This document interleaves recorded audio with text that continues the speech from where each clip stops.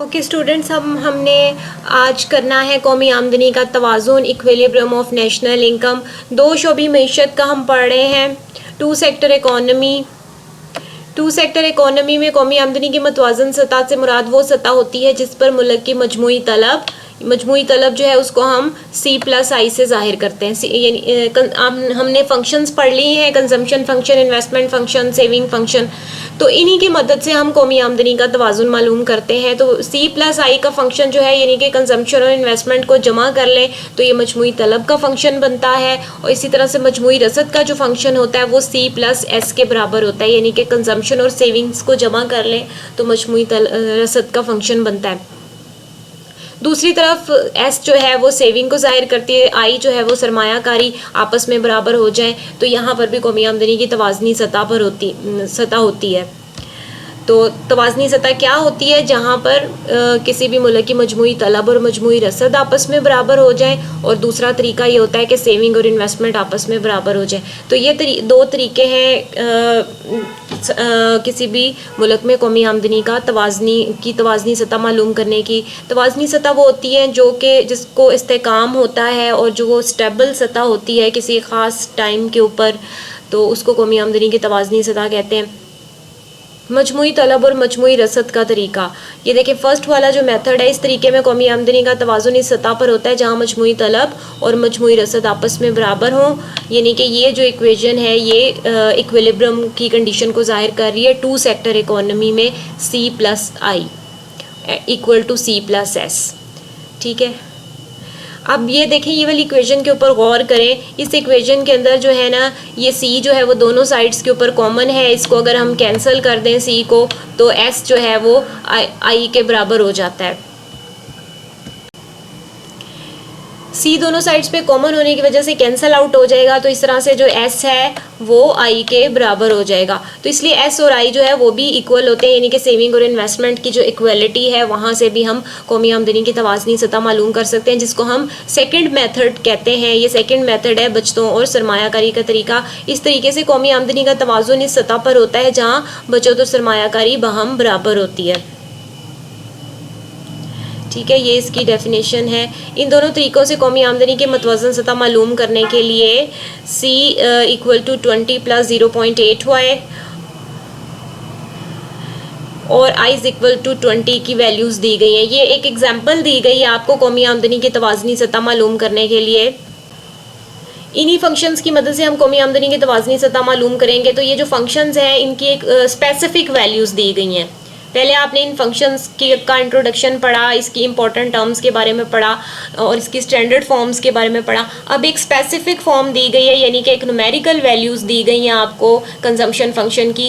यानी कि ये टोटल कंजम्पशन फंक्शन है जिसमें C इक्वल टू 20 + 0.8Y। ये आप पीछे पढ़ चुके हैं। जो 20 है ये C0 की वैल्यू को जाहिर कर रहा है, ये जो 20 है।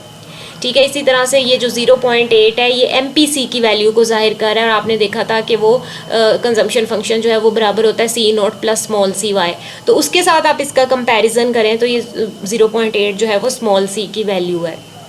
ठीक है, इसी तरह से हमने इन्वेस्टमेंट फंक्शन जो है उसमें हमने ऑटोनमस इन्वेस्टमेंट फ़र्ज की थी और इंड्यूस्ड इन्वेस्टमेंट को हमने इग्नोर किया था। तो ये I जो है ये ऑटोनमस इन्वेस्टमेंट है जो कि कांस्टेंट फंक्शन को जाहिर करती है, यानी कि इसकी वैल्यू कांस्टेंट है और Y में चेंज नहीं होती है वैल्यू। तो अब ये जो मॉडल आपको एक सिंपल टू सेक्टर इकोनॉमी का मॉडल दिया गया C और I की वैल्यूज़ के साथ। अब इस मॉडल की मदद से हमने जो है ना कौमी आमदनी का तवाज़ुन मालूम करना है।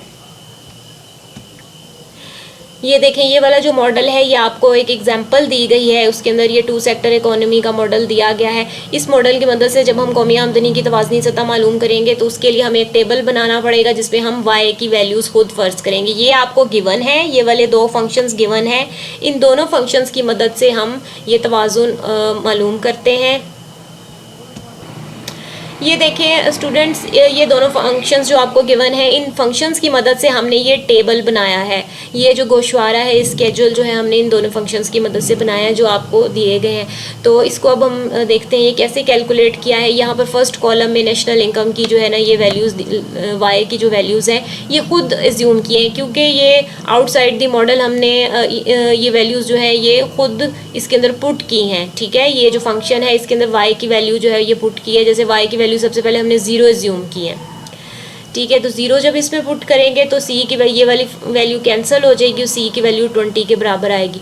तो ये 20 हमने इधर लिख दिया। ठीक है, 0 पुट करने से 20 आ गया। अब ये सारी वैल्यूज़ हमने खुद से एज्यूम की है। उसके बाद हम 50 एज्यूम करेंगे। ठीक है, 50 एज्यूम करेंगे तो 50 पहले 0 एज्यूम किया था तो 20 आ गया।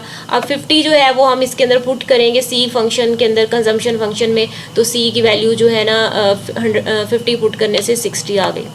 ठीक है, इस तरह से वाई की वैल्यूज़ इस कंजम्पशन फंक्शन में जब हम पुट करेंगे तो ये हमारे पास सी की वैल्यूज़ आ जाएंगी। इसी तरह से 100 वैल्यू पुट की है हमने वाई की कंजम्पशन फंक्शन में यहाँ पर, तो उससे हमारे पास 100 आ गया। ठीक है, 150 पुट किया तो उसके बाद 140 आ गया। 200 पुट किया तो 180 आ गया।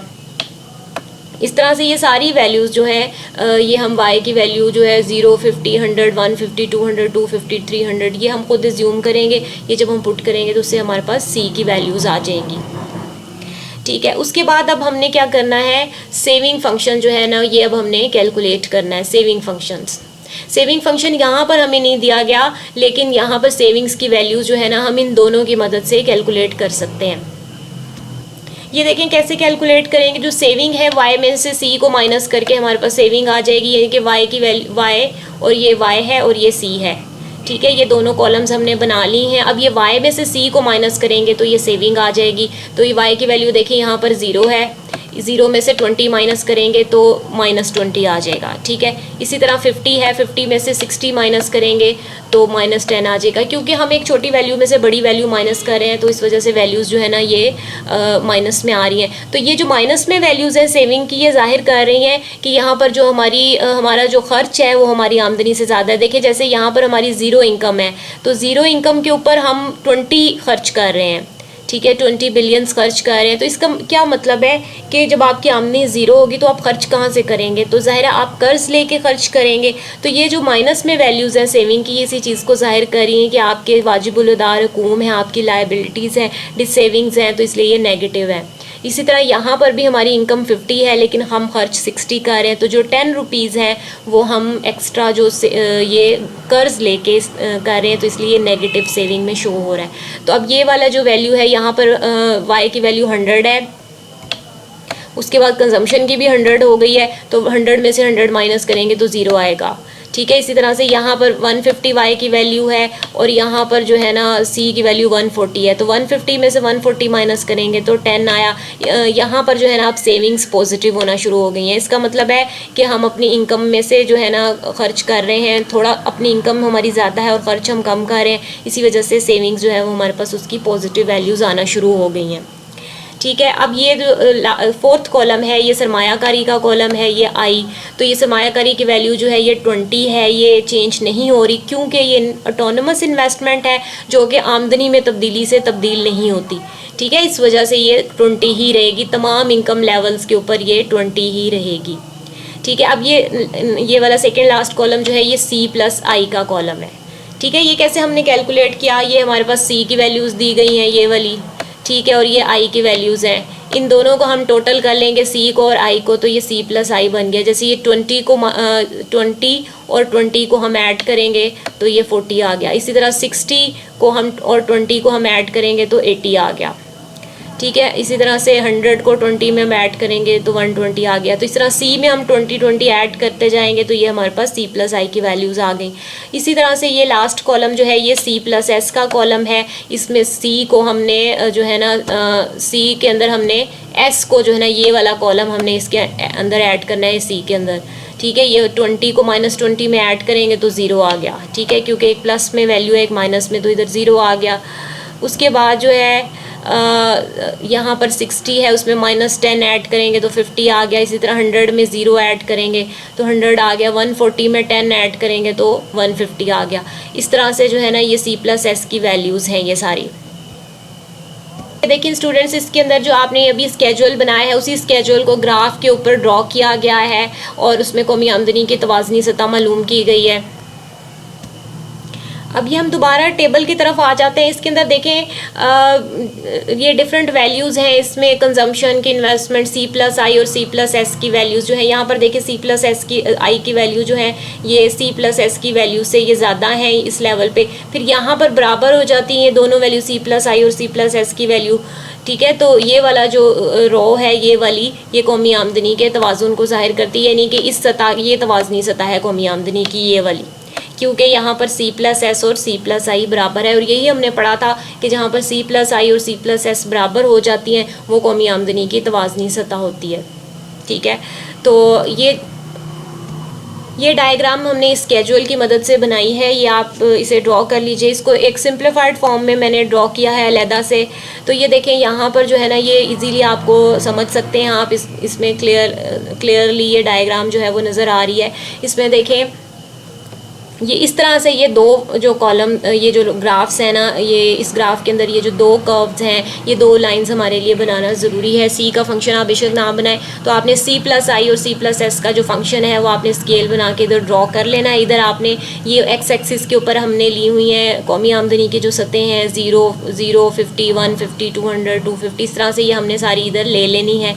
और यहाँ पर आपने जो है ना C+I और C+S की जो वैल्यूज़ हैं वो ले लेनी है, उसे ये ग्राफ आपने बना लेना है। तो अब ये देखें यहाँ पर जो ये वाला जो पॉइंट है ये वाला जो पॉइंट है यहाँ E पॉइंट, ये क्या है, ये तवाज़ुन को ज़ाहिर कर रहा है, इक्विलिब्रियम लेवल ऑफ आउटपुट को ज़ाहिर कर रहा है। Because at this level, at this point both curves जो है वो ये इंटरसेक्ट कर रहे हैं एक दूसरे को।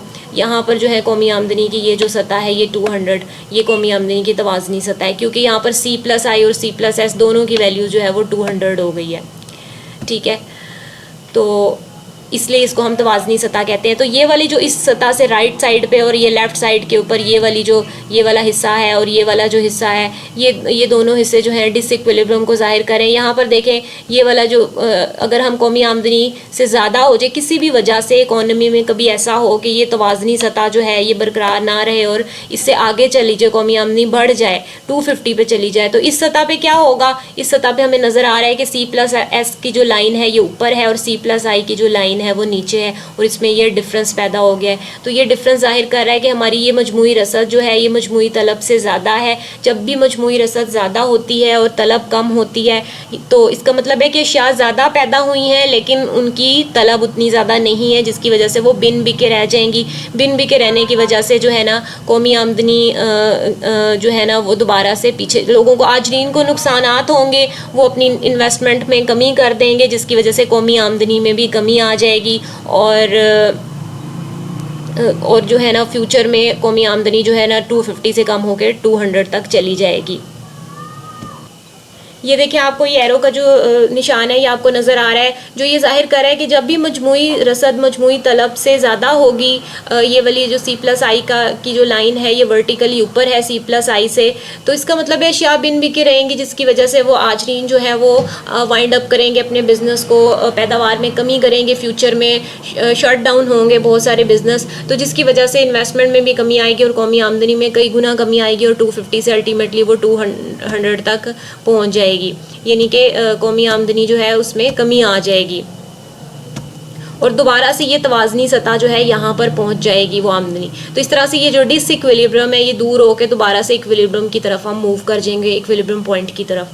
तो अब ये दूसरी जो है ना सिचुएशन उसमें आ जाते हैं। अगर किसी टाइम ऐसा होता है कि कौमी आमदनी की सतह जो है वो तवाज़नी सतह से कम होके 150 हो जाती है,